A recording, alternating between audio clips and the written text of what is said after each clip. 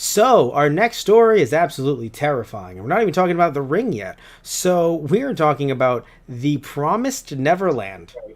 which is Tristan, you know the topics. He doesn't know what's left.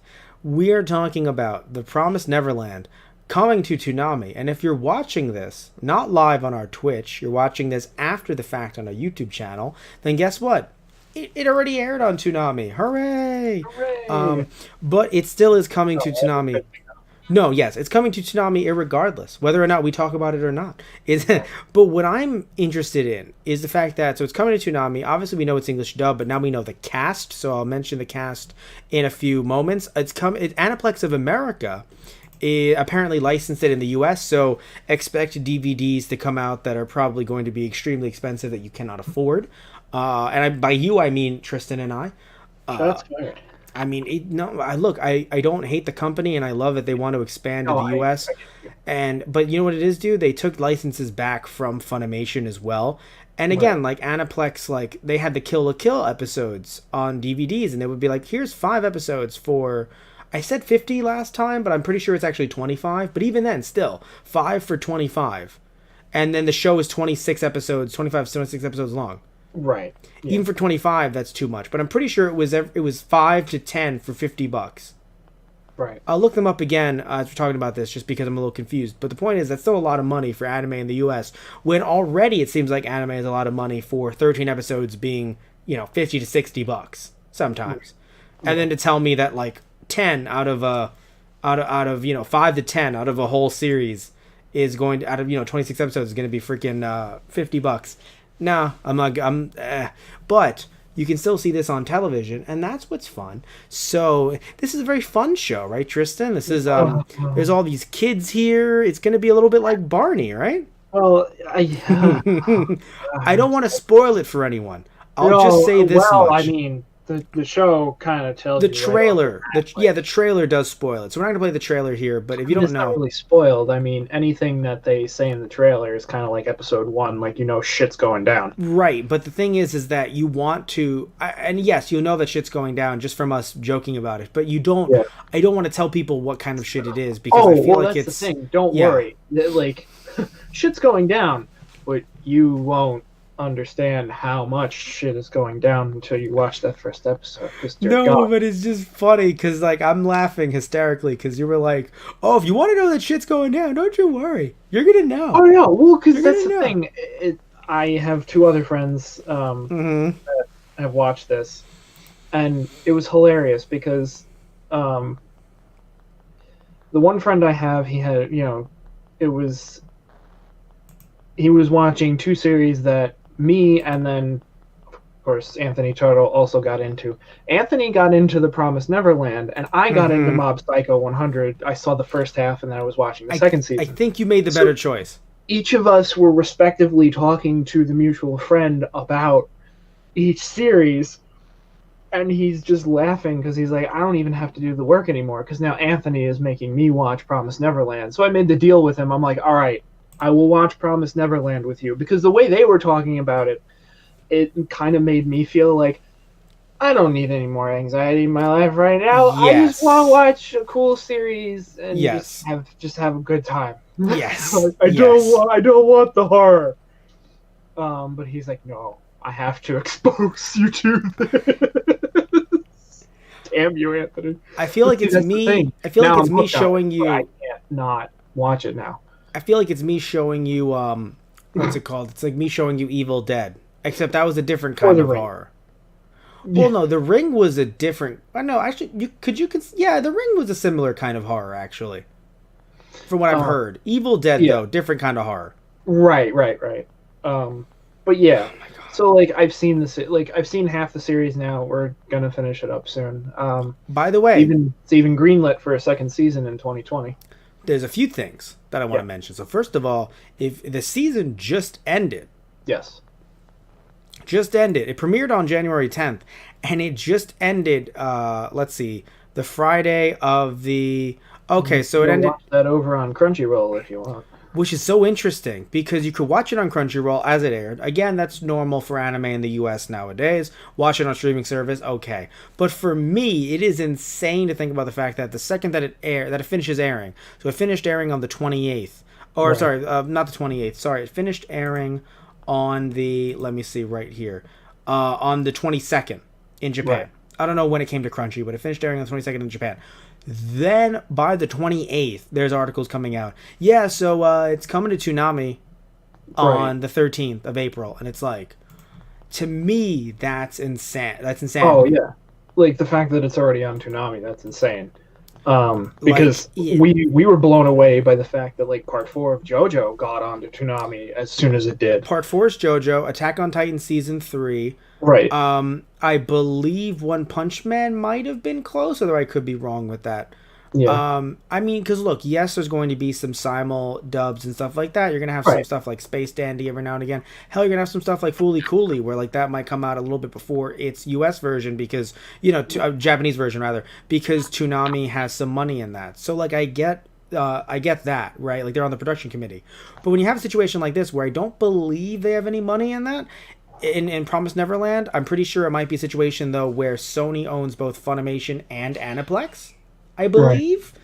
So it's just interesting where now that even though it's interesting because it seems like Crunchyroll is having a bigger, a partnership. We talked about that last episode, I believe, or 2 episodes ago.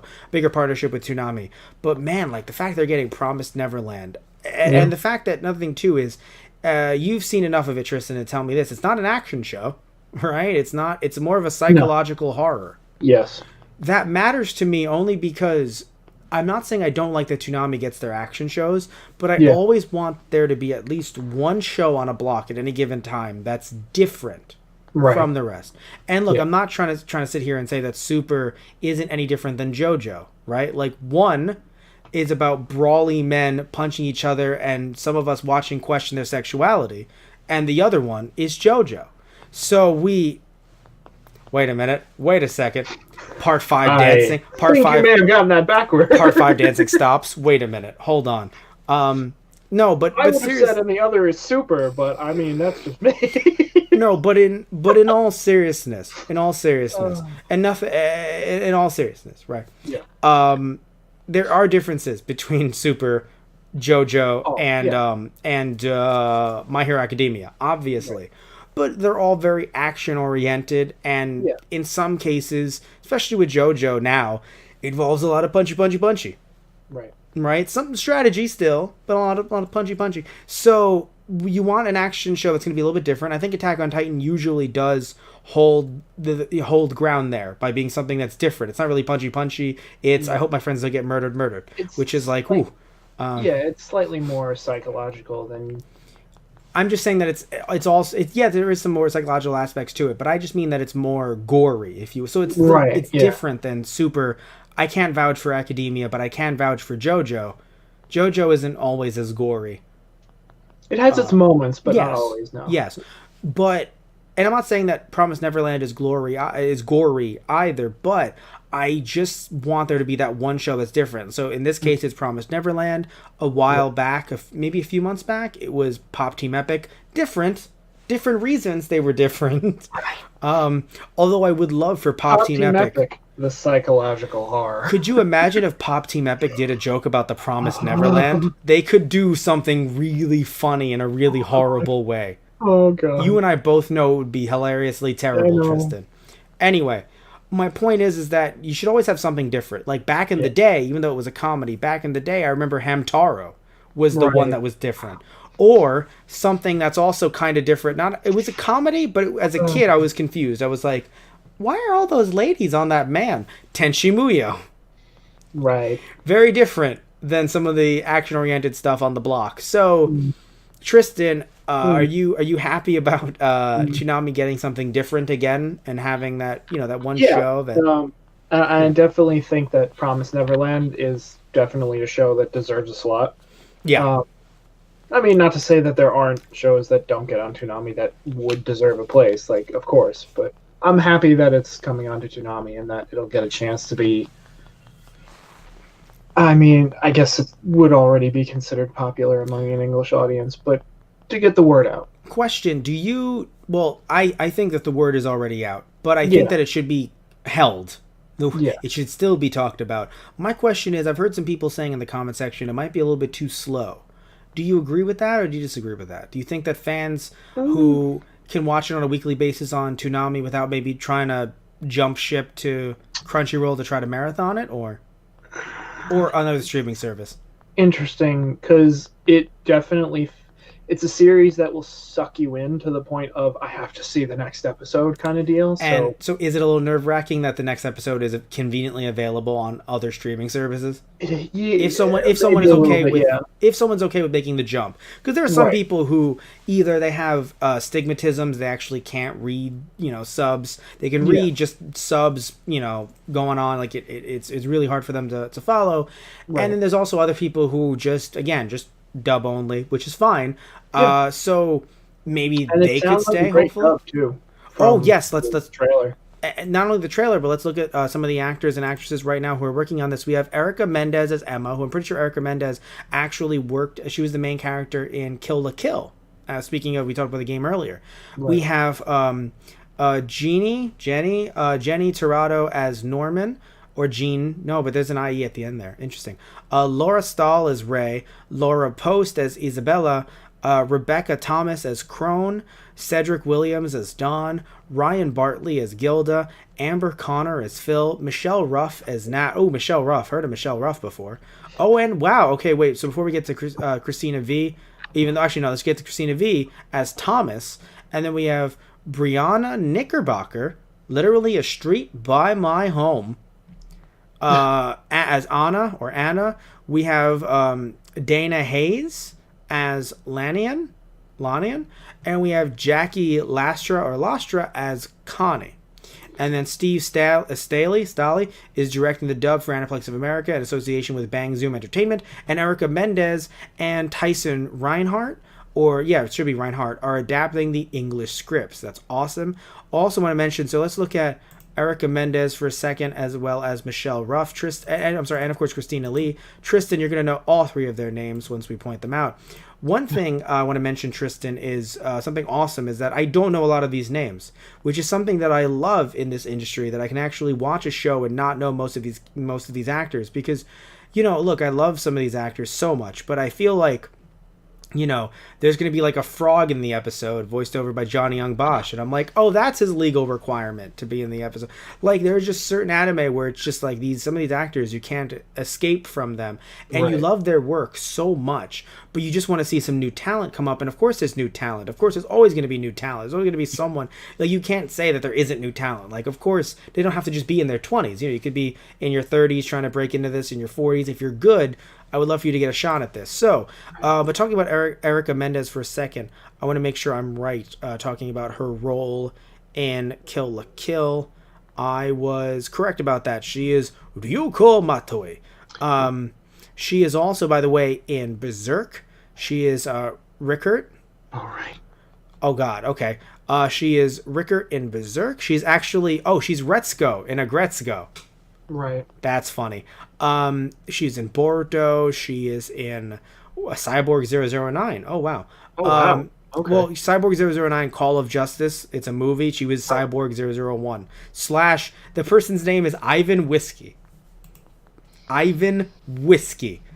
Fucking love it. Okay. She was also in Danganronpa. She was in Danganronpa 3 both as a substitute teacher and as someone named Nagisa Shingetsu. That might be one. I don't know, man. It's a TV anime, so it's not the games. The anime. Okay, not Yeah, the game. yeah. Right. She was in Fairy Tail. She was in the Garo anime. She was in she's in My Hero Academia as Melissa Shield. Right. She was, oh my god, she was a baby Sasuke Uchiha in Shippuden. Well then. Oh, okay. She's also Sailor Uranus, or Sailor Uranus, if you want to be less fun about it, in Sailor Moon Crystal. Right. Huh. Yeah. So she's going to be Emma in The Promised Neverland. Jumping over to Michelle Ruff. She's been around. She's been working in this industry for a very long time. So I'm very happy that she's on board with this. She was in Bleach. She was Rukia Kuchiki. There you go. I was telling you, Tristan, you'd know Michelle Ruff. She didn't come back for the Bleach live action movie dub, which frustrated us. Yeah. She was also even in an even bigger role in Cowboy Bebop the movie as cashier. And then you always nod before I finish saying something. Could you imagine if I actually wanted to hurt you, Tristan, and your credibility, and if I swerved into something completely horrifying? Because, it would be that much more horrifying because you'd get away with it, you fuck. Fair. Now here's someone she was interesting. In Code Geass Lelouch of the Rebellion, she was Euphemia Lee Britannia. Oh shit. Okay. Yeah, she was also a young Lelouch. So like when he first was like, "I'm gonna take over the world," like when he was like, like in the first episode, and then Dad. I mean, actually, you're right to not like your father. But... and she was Arthur the cat. Right. Oh my God. I love it. I want to see. Oh, she was your cat's destroying you. What are you doing? Oh, she was Yuki Nagato, right? In the disappearance of Haruhi Suzumiya. I forgot about that. Let's see here. What else is? Do you have Apache up on the TV? Oh, she was in Glitter Force. That's funny. There you go. Was she in? She was in Dragon Ball. Oh, she's. Oh, that's weird. She's Chi-Chi in Dragon Ball Super. The Bang Zoom dub. Remember that one where the guy who plays Goku sounds good, but he also sounds like Ken? My God. You know what I'm talking about, right? Where he was just like, what that Goku. Right. Do you remember that? I showed you that one. Huh. Yes. It's not the come magic cloud Goku. No, this is not the British Goku. This is, why is Patchy trying to attack your nipple? Thank you. And on the air, no less. Your nipples aren't that high up. Where do I think nipples are? That's a me problem. I don't think we have time to discuss this matter on the cast, Matt. So she also played a young Itachi Uchiha in Naruto Shippuden. What are you doing? Who is she? Oh, she was Luna in Sailor Moon Crystal. Huh. That's interesting. So yeah, she was also original Luna. Oh, holy shit, fuck. Well, in Viz Media dub. Sorry, I thought your transformation sequence. No, I thought she was Luna in like the DIC dub. The staff comes down and it's like, oh, holy shit, fuck, and the transformation starts. Don't make fun of me. And yes, okay. So yeah, Christina V. Am I wrong in thinking Christina V was in? Yeah, maybe I am. I thought Christina V was in Your Name, but I think I'm super wrong about that. No, she was in Your Lie in April, though, which is something completely different. She's also in Pretty Guardian Sailor Moon. She was Sailor Mars. She's also... Oh, she's in Godzilla Planet of the Monsters. And the Planet Eater movie. She's Yuko Tani. Huh. Oh, okay. That's crazy. Yeah, and of course she's in a bunch of other stuff that we can't get through right here. What matters though is that again these actors and actresses, they've been around the block and I love it, but I also love seeing some new names as well. So Tristan, do you think? So here's a bold prediction. Do you think that this will be able to get a season 2 greenlit on Toonami? I think it could, yeah. Because here's my thoughts, right? My thought is yes, but not as soon as this one. I think they're going to do this one. It's going to do adequate on Toonami. Not poorly, but on Toonami, it's going to do adequate. And then they're going to wait a little bit. So if the next season comes out in 2020, so let's say the next one comes out in 2020 around this time, maybe a couple months later, maybe 6 to 7 months later, not immediately like a month after it's done in Japan, it's going to come out in the US. I mean, I'd say maybe depending on what they have on the table at that time, I'd say maybe 3 to 4 months. You're right. It really depends on what they have on the table, because of course this just worked out really well. Like maybe they could have replaced something a month ago. In need of something, like they might put it on sooner too. But that's the thing. I don't think they're ever going to really be in need of something. I mean, because looking at how much, well, think of it like this, Tristan. Look at how much anime gets aired in Japan versus how much anime gets aired here. if Toonami wants to do this for another 100 years, they have enough anime to do it for the next 100 years. Right. God, I'm thinking how many shows per season. We have like 30 to 40 shows per season of anime in Japan. Like anime, like there's enough anime. They're never going to really run out like of English distributors if they need something brand new. But I just hope that a season 2 would come from this. Like I hope it doesn't, they don't just air season 1 on Toonami and then there actually are people who were watching it dub only that were like, hey, could we get like another season of this maybe? Also, I'm happy that Aniplex of America understands that this is a show that is popular enough that needs this dub. Like, this isn't a show that could just be sub only. Right. Like this is a show that needs to be aired not just in Japan but also in US as well to really get some money out of this and hopefully create even more seasons from this in the near future. Not just season 2, but maybe even more because I don't know how the manga is doing. I'm assuming it's still going, right? I believe so, yeah. Yeah. So either way, I want to hear, as we're wrapping this up, I want to hear what you guys have to say down below. Are you interested in this? Are you not interested? Have you already seen the show? So you're like, maybe if I'm home, right? Are you going to DVR this? I know that as I'm recording this, I should probably set this up to DVR because I would love to review this with you, Tristan, and take a look at the first episode, at least before we take a look at the other, the whole season. I want to take a look at least one episode to see, like, what's going on here. Like, am I... Because I think I know what's happening, but I think it's going to freak me out even more just seeing it happen. Yeah. So we'll see what happens from that. Tell me what you guys think about all of this stuff, either in the Twitch chat or in the YouTube comment section down below.